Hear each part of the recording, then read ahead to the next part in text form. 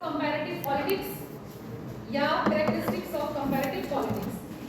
आज है scope of comparative politics, तुलनात्मक राजनीति का क्षेत्र।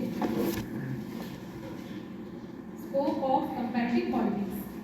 अच्छा, एक ये रोल नंबर है 2350650 है कोई 50। आपका भी बेटे मेरे को कुछ लिस्ट में नहीं था, या आपने 2 बार लिखवाया है।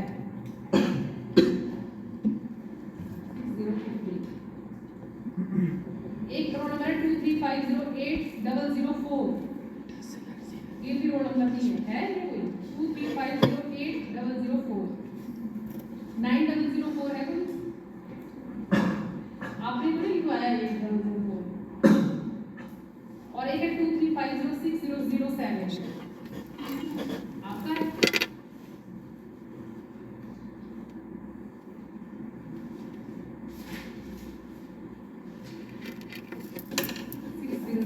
भूमिका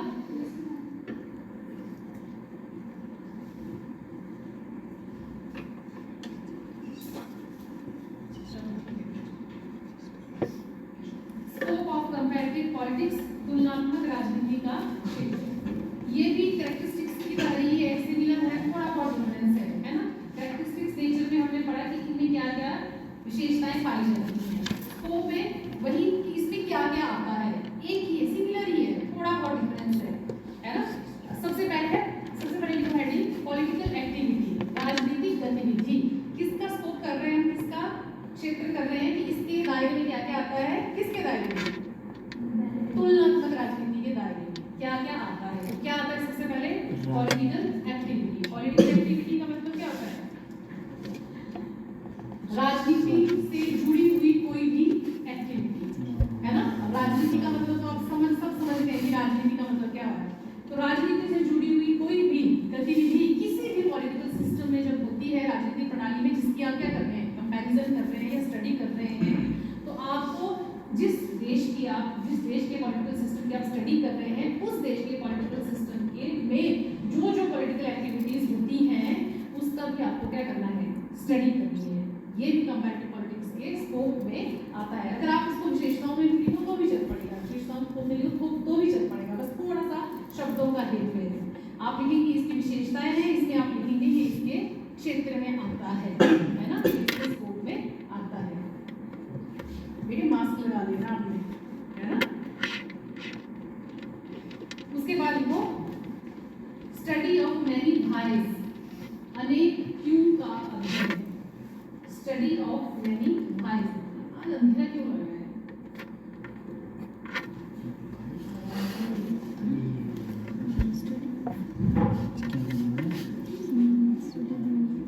स्टडी ऑफ मैनी भाइज, अनेक क्यों का अध्ययन। तो और तुलनात्मक राजनीति के क्षेत्र में और क्या आता है, स्टडी ऑफ मैनी भाइज, अनेक क्यों का अध्ययन। अनेक क्यों मतलब अनेक क्वेश्चंस का, मैनी क्वेश्चंस का। जैसे फॉर एग्जांपल जो डेमोक्रेटिक फॉर्म ऑफ गवर्नमेंट है वो डेवलप्ड कंट्रीज में तो अच्छे से काम करती है ना, अच्छे से काम कर रही है। लेकिन एशिया और अफ्रीका के बहुत सारे ऐसे देश हैं या डेवलपिंग कंट्रीज हैं जहां आज भी प्रजातांत्रिक शासन प्रणाली अच्छे से काम नहीं कर रही। तो ऐसा क्यों है ना। है तो डेमोक्रेटिक फॉर्म ऑफ गवर्नमेंट, लेकिन कई जगह पे अच्छे से काम कर रही है, कई जगह अच्छे से काम नहीं कर रही है। तो ऐसा क्यों, क्वेश्चन मार्क आ गया। ठीक वैसे ही जो साम्यवादी क्रांति 1917 में रशिया में हुई है ना, वो रशिया जो डेवलपिंग कंट्रीज था, तो वहां तो वो सक्सेसफुल हो गई।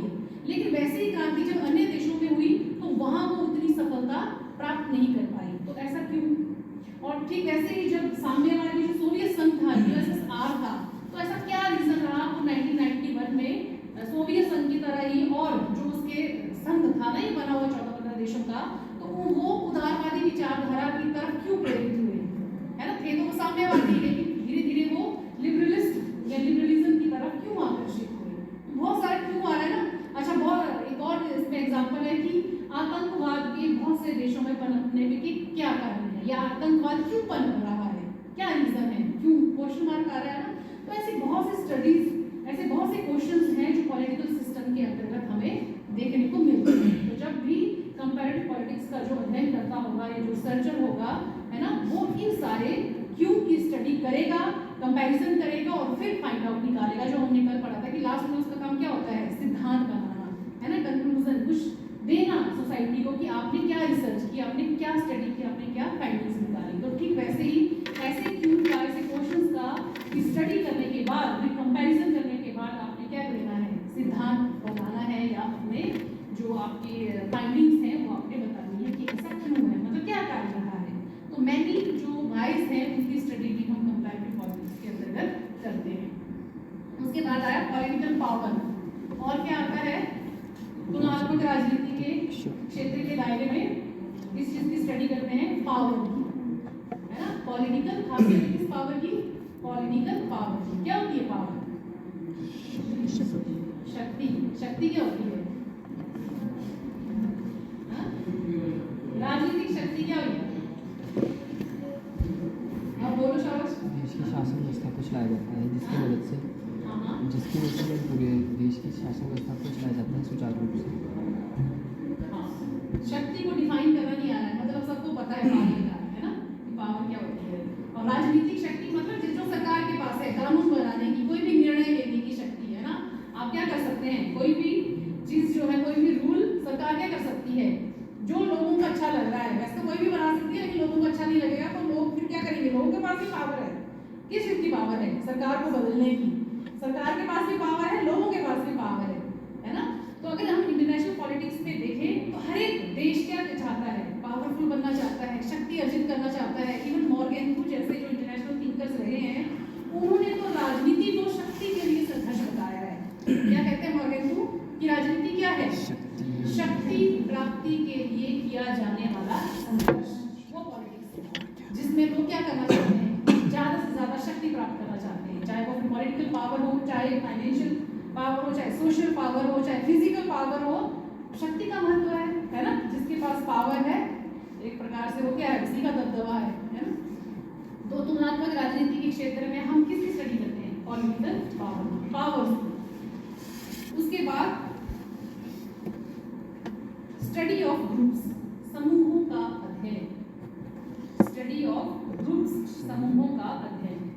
अब जब पॉलिटिकल सिस्टम की आप स्टडी कर रहे हैं, कंपैरिजन कर रहे हैं, तो पॉलिटिकल सिस्टम के अंतर्गत उस देश के अंदर, उस राज्य के अंदर, उस पॉलिटिकल सिस्टम के अंदर क्या है, कुछ समूह भी होंगे, ग्रुप्स भी होंगे, ऑर्गेनाइजेशन भी बनी होगी, है ना। मनुष्य क्या है, सोशल एनिमल है, सामाजिक प्राणी, समाज में रहता है, समाज में रहते हुए वो दूसरों से बातचीत भी करता है, रिलेशन भी बनाता है, कई समुदायों का उस दस्ते भी बनता है ना, समाज में होते हैं ना। जैसे आप प्रेशर ग्रुप्स की बात ले लो, इंटरेस्ट ग्रुप्स की ही बात ले लो, बहुत सारे ऑर्गेनाइजेशन होते हैं जिसमें बहुत से लोग इकट्ठा होते हैं। तो जब आपने तुलनात्मक राजनीति की स्टडी करनी है या तुलनात्मक राजनीति के अध्ययन करता है कोई स्टडी करनी है किसी भी पॉलिटिकल सिस्टम की, तो वो उस पॉलिटिकल सिस्टम के अंतर्गत जितने भी ग्रुप्स हैं, जितने भी समूह हैं जो उस देश की राजनीतिक प्रणाली को प्रभावित करते हैं, तो उन समूहों की भी स्टडी करनी है, चाहे कोई ट्रस्ट ग्रुप्स है, चाहे प्रेशर ग्रुप्स है, चाहे और अन्य ऑर्गेनाइजेशंस हैं, सबकी स्टडी करनी है, क्योंकि वो भी क्या करते हैं, पॉलिटिकल सिस्टम को इफेक्ट करते हैं किसी न किसी रूप में।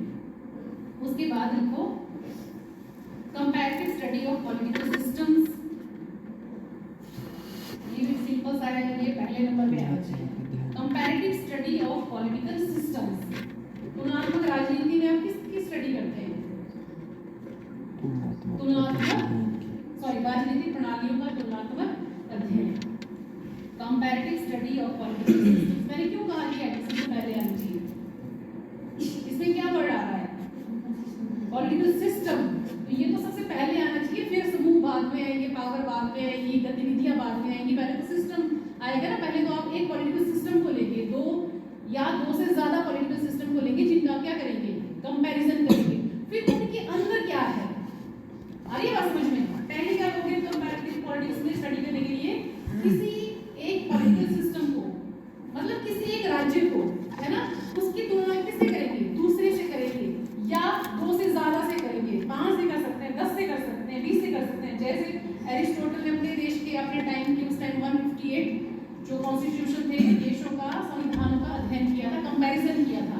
तो वैसे ही आप भी कर सकते हैं, या जो भी तुलनात्मक राजनीति का अध्ययन करता है वो भी कर सकता है, दो देशों, दो राजनीतिक प्रणालियों का भी कर सकता है। राजनीतिक प्रणाली का मतलब है स्टेट्स, है ना, 2 का भी कर सकता है, 4 का भी कर सकता है, 10 का भी कर सकता है। तो इसलिए मैंने कहा कि ये वाली हेडिंग सबसे पहले आनी चाहिए, राजनीतिक प्रणाली सेलेक्ट करेगा, फिर उस राजनीतिक प्रणाली के अंदर क्या है, ग्रुप्स हैं, इसमें का पावर्स हैं, उसके अंदर एक्टिविटीज भी हो रही हैं, फिर धीरे धीरे वो ये भी स्टडी करेगा। लेकिन सबसे पहले तो आपके पास क्या होना चाहिए, सिस्टम होना चाहिए, पॉलिटिकल सिस्टम जिसकी आपने स्टडी करनी है। उसके बाद देखो पॉलिटिकल कल्चर, ये इम्पोर्टेंट है, इसमें ये सारा तो आपको पता लग रहा है क्या है, ये नया है पॉलिटिकल कल्चर। ये क्या होता है, राजनीतिक संस्कृति, राजनीतिक संस्कृति, ये नया टॉपिक है। पॉलिटिकल कल्चर या राजनीतिक संस्कृति क्या होती है कि किसी भी देश के, किसी भी राजनीतिक प्रणाली के प्रति वहाँ के लोगों का के विचार कैसे हैं, उनका विश्वास, ठीक है, वैल्यूज किसके प्रति, पॉलिटिकल सिस्टम के प्रति। जैसे भारतीय राजनीतिक प्रणाली है, भारत राज्य है, तो भारत का जो पॉलिटिकल सिस्टम है उसके प्रति हम लोगों के, भारत की जनता के विचार कैसे हैं, क्या हम अपने पॉलिटिकल सिस्टम से सेटिस्फाई हैं या नहीं है। हम हो भी सकते हैं सेटिस्फाई, हम नहीं भी हो सकते हैं। क्यों, अगर हमारी राजनीतिक प्रणाली अच्छे से काम करेगी तो हम सेटिस्फाई होंगे, नहीं कर रही होगी तो हम नहीं करेंगे। अब पॉलिटिकल सिस्टम या राजनीतिक प्रणाली मतलब कैसे उससे संतुष्ट होंगे, जब सरकार अच्छी नहीं कर राजनीतिक रही, प्रणाली मतलब उसमें सब आ रहा है ना, सरकार आ रही है, विधानपालिका, कार्यपालिका, न्यायपालिका आ रही है, फॉर्मल ये आ रहे हैं, इनफॉर्मल आ रही है, सरकार आ रही है, फैक्ट सब कुछ आ रहा है। तो ये सारी चीजें आपको लग रहा है कि राज्य भी ठीक है हमारा, सरकार भी ठीक से काम कर रही है, सरकार के ऑर्गन्स भी काम कर रहे हैं, जो इनफॉर्मल स्ट्रक्चर्स हैं वो भी अच्छे से काम कर रहे हैं, तो आपको लगे कि ठीक है ना। और इसके बाद आपको लगे कि नहीं, सरकार ठीक से काम नहीं कर रही है, सरकार के ऑर्गन्स ठीक से काम नहीं कर रहे हैं, तो एक प्रकार से सिस्टम ही है, पॉलिटिकल सिस्टम है, तो आप उससे संतुष्ट नहीं है। तो क्या वो पॉलिटिकल कल्चर, राजनीतिक संस्कृति अब उस किसी देश की राजनीतिक प्रणाली के प्रति या उस देश की राजनीतिक प्रणाली के प्रति लोगों के विश्वास, मूल्य, विचार कि कैसे हैं लोग, अपने राजनीतिक प्रणाली से संतुष्ट हैं या नहीं हैं, उसको कहते हैं राजनीतिक संस्कृति। और किसी भी राजनीतिक प्रणाली की जो स्टेबिलिटी है, जो स्थिरता है, वो राजनीतिक संस्कृति के ऊपर डिपेंड करती है। राजनीतिक प्रणाली की स्थिरता राजनीतिक संस्कृति के ऊपर डिपेंड करती है। कैसे, जैसे मान लो आपने देखा कि कई जैसे भारत का पॉलिटिकल सिस्टम है, स्टेबल है, चला हुआ है, सरकारें क्या करती हैं, जैसे 5 साल पूरा करती हैं, उसके बाद की स्टेबिलिटी नहीं है, सरकारें पल पल बदलती नहीं है ना। वैसे ही ऑर्गन्स देखें हम सरकार के, वो भी अच्छे से काम कर रहे हैं, कोई इंस्टेबिलिटी नहीं है, सब अपना अपनी जो फंक्शनिंग है वो अच्छे से कर रहे हैं। लेकिन कुछ देश ऐसे हैं जहाँ पर क्या है, सरकारें भी अक्सर बदलती रहती हैं, सिस्टम ढंग से काम नहीं कर रहा है, लोग सेटिस्फाई नहीं है ना, सरकारें पल पल बदल रही हैं, अब ये है वो है, तो इंस्टेबिलिटी बनी हुई है। वो क्यों, क्योंकि लोग ही अपने पॉलिटिकल सिस्टम से खुश नहीं होते हैं। अगर लोग खुश हैं तो स्टेबिलिटी बनी रहेगी पॉलिटिकल सिस्टम में, सरकारें चली रहेंगी, मतलब चलती रहेंगी, अपना कार्यकाल पूरा करेंगी, अच्छे से काम करेंगी। लेकिन जब लोग ही खुश नहीं है तो लोग क्या करेंगे, रेवोल्यूशन करेंगे, क्रांति करेंगे या सिस्टम को बदल देंगे, बदलने की कोशिश करेंगे। क्यों, क्योंकि वो खुश नहीं है। तो इसलिए मैंने कहा कि राजनीतिक प्रणाली की स्थिरता राजनीतिक संस्कृति के ऊपर डिपेंड करती है। अब राजनीतिक संस्कृति समझ गए, लोगों के ऊपर, लोगों के विचार, विश्वास के ऊपर। लोग खुश हैं, सेटिस्फाई हैं, तो राजनीतिक प्रणाली भी स्टेबल है। लोग ठीक नहीं, लोगों के संतुष्ट नहीं है, लोगों के विचार, विश्वास अपनी राजनीतिक प्रणाली को लेकर के ठीक नहीं है, सेटिस्फाई नहीं है, तो राजनीतिक प्रणाली अस्थिर हो जाएगी, स्थिर नहीं रहेगी। आइए बात समझ में, राजनीतिक संस्कृति का अध्ययन भी हम कंपैरेटिव पॉलिटिक्स में करते हैं। तो जब फिर वही बात आ गई, लास्ट लाइन वही आई है, सेम ही, किसी भी देश की या आपने क्या करना है, कंपैरिजन करना है राजनीतिक प्रणालियों का, तो आपको क्या करना पड़ेगा, उस देश की राजनीतिक संस्कृति का भी अध्ययन करना पड़ेगा कि लोग अपने सिस्टम से कितने सेटिस्फाई हैं। अगर आप इसको अपनी स्टडी से छोड़ देते हैं तो आपकी स्टडी इनकम्प्लीट होगी। उसके बाद प्रोसेस ऑफ पॉलिटिकल सोशलाइजेशन, ये भी नई हेडिंग है समझने वाली, राजनीतिक सामाजिकरण की प्रक्रिया। प्रोसेस ऑफ पॉलिटिकल सोशलाइजेशन, राजनीतिक सामाजिकरण की प्रक्रिया। तो राजनीतिक संस्कृति के साथ साथ तुलनात्मक राजनीति का अध्ययन करता राजनीतिक सामाजिकरण की भी स्टडी करता है। अब पॉलिटिकल कल्चर तो समझ में आ गया है, पॉलिटिकल सोशलाइजेशन क्या होता है। तो पॉलिटिकल सोशलाइजेशन का मतलब है जब लोगों के अंदर राजनीतिक संस्कृति को विकसित करने का प्रयास किया जाता है, या जब राजनीतिक संस्कृति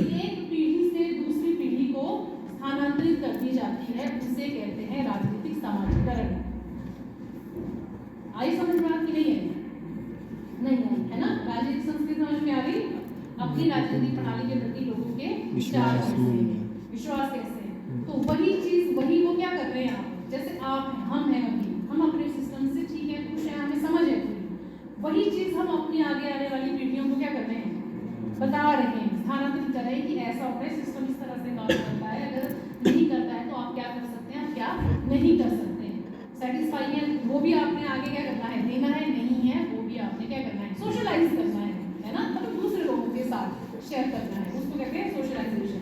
तो पॉलिटिकल सोशलाइजेशन मतलब पॉलिटिकल कल्चर का क्या करना, सोशलाइजेशन करना, लोगों के दूसरी भीतर। पीढ़ी को देना, लोगों के तो वो हुआ पॉलिटिकल सोशलाइजेशन।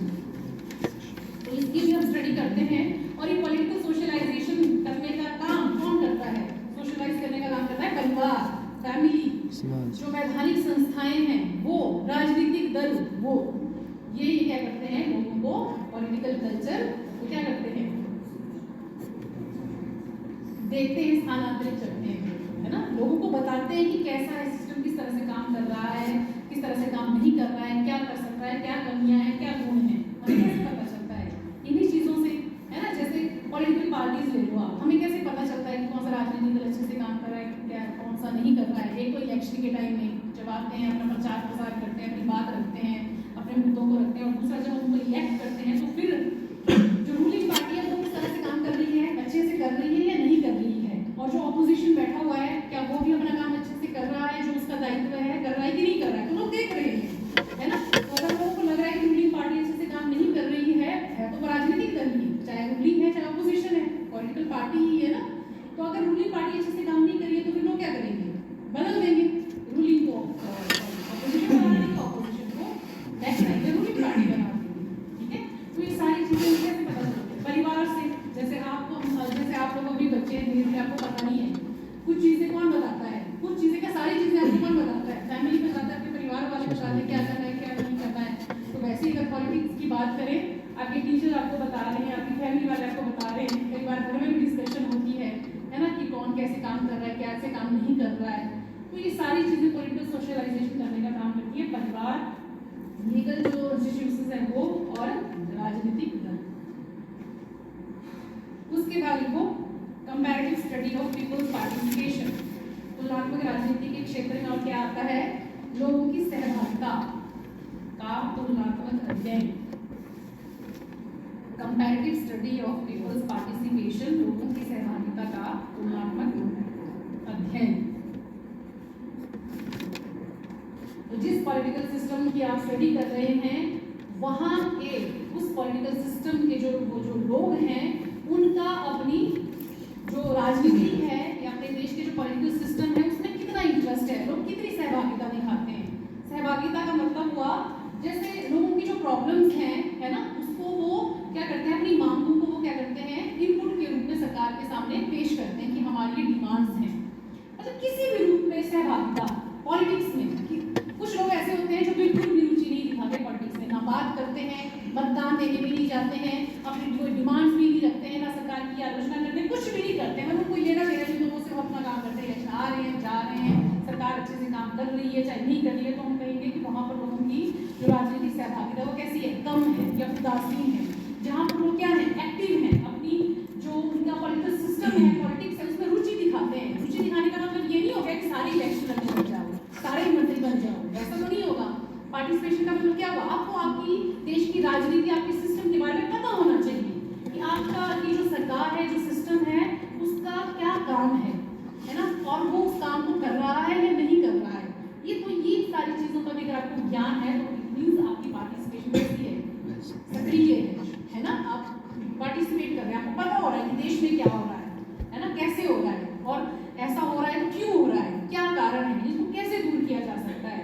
जैसे फॉर एग्जाम्पल कि आपके डिमांड्स हैं, आप कुछ आप चाहते हैं कि आपके गांव में, आपके एरिया में, आपके कॉलेज में कुछ चीज़ें हों, तो आप क्या करेंगे, अपनी मांगों को सरकार के सामने रखेंगे कि जी हमारी ये डिमांड्स हैं, इसको पूरा किया जाए। वो इनपुट हुआ, और सरकार उन मांगों के ऊपर क्या कार्यवाही करती है, वो क्या हुआ, आउटपुट हुआ।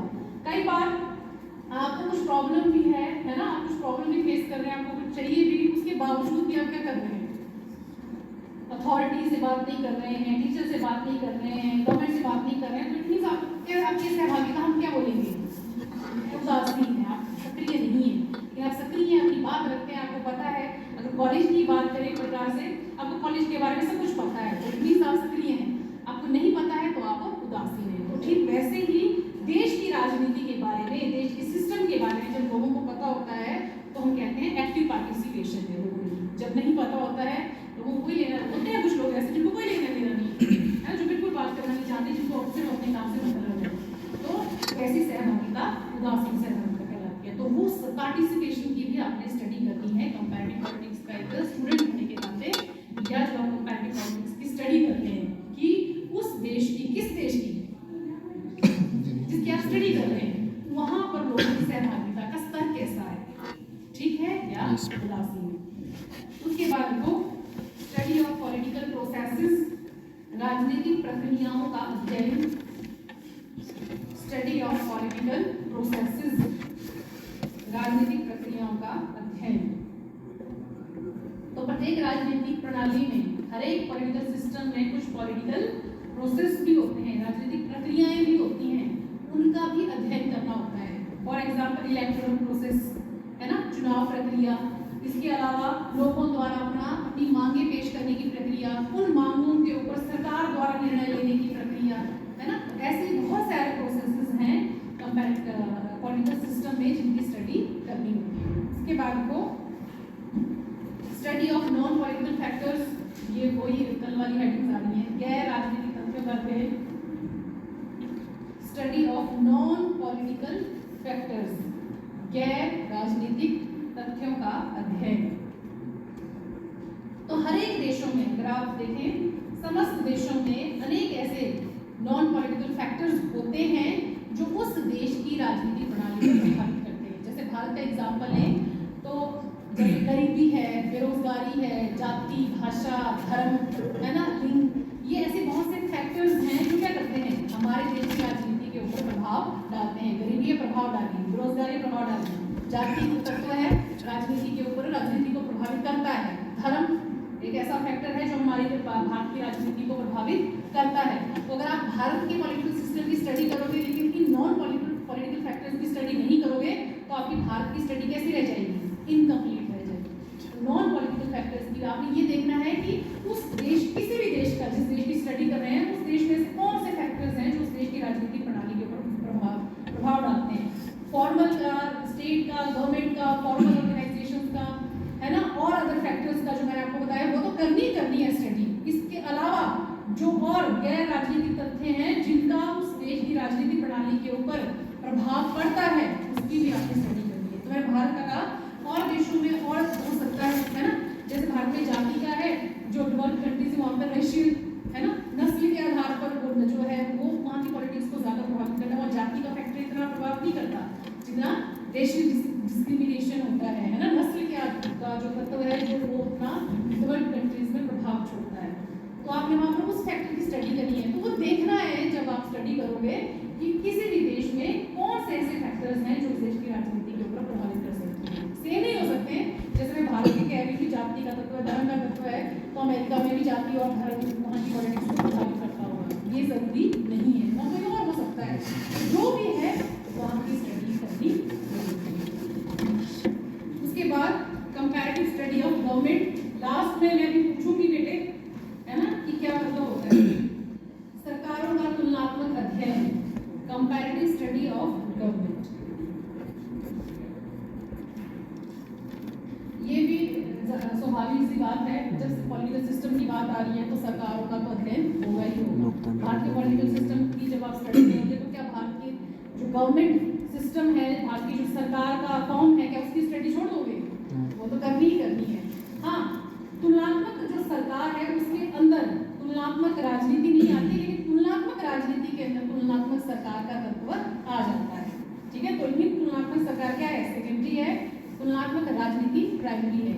ये बड़ा है तुलनात्मक राजनीति शब्द, क्योंकि इसके अंदर सब कुछ आ जाता है। तुलनात्मक सरकार के अंदर सिर्फ आप किसकी स्टडी करोगे, सिर्फ सरकार की, जबकि राजनीति के अंदर आप सरकार के साथ साथ अन्य तत्वों की स्टडी करोगे। क्लियर, अंडरस्टैंड, समझ आ गया? और लास्ट में फिर वही भी है कि लास्ट में फिर पूरी स्टडी करने के बाद जो रिसर्चर होता है या जो स्टडी कर रहा होता है, अध्ययन करता होता है, उसका काम क्या होता है, सिद्धांत, है ना, जो भी स्टडी उसने की, जो भी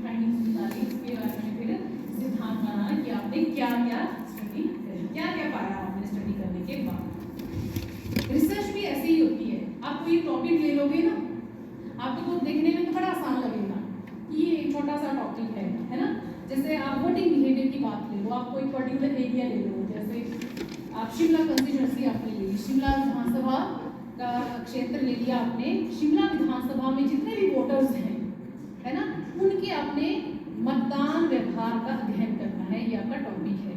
शिमला आपने पूरा हिमाचल नहीं लिया, एक कंस्टिट्यूंसी ली, कौन सी? शिमला। अब आपने इसके अलग अलग वो बनाने हैं। पहले तो शिमला कॉन्स्टिट्यूंसी का आपने पूरा वो देख लेना है ना, कुछ एरिया होंगे, कैसे होंगे, तो कुछ डेवलप्ड होंगे, समृद्ध होंगे, कुछ नहीं होंगे, है ना।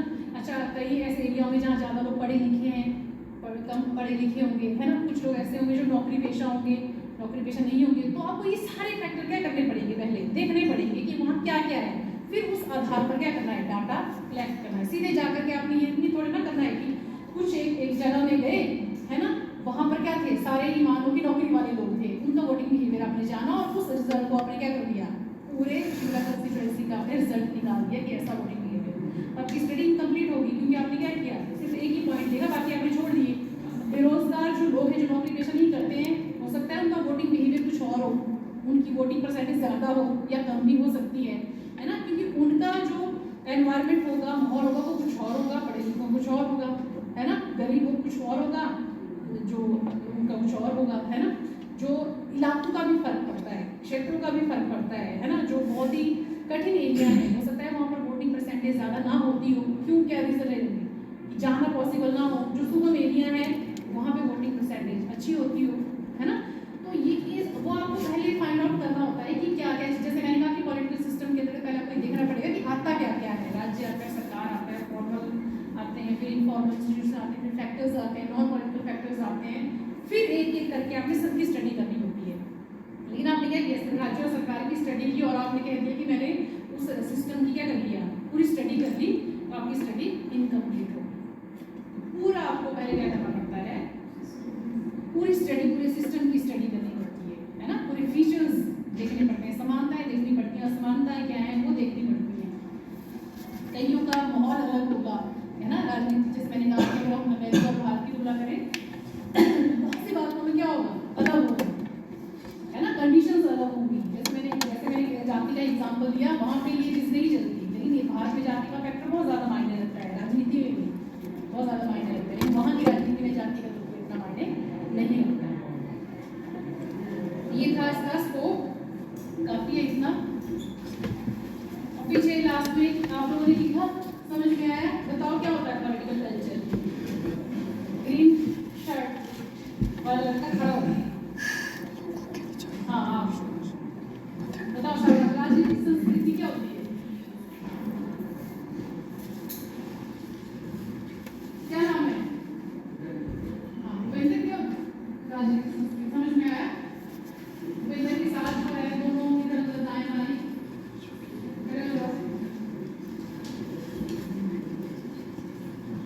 और दाएं बाएं, हाँ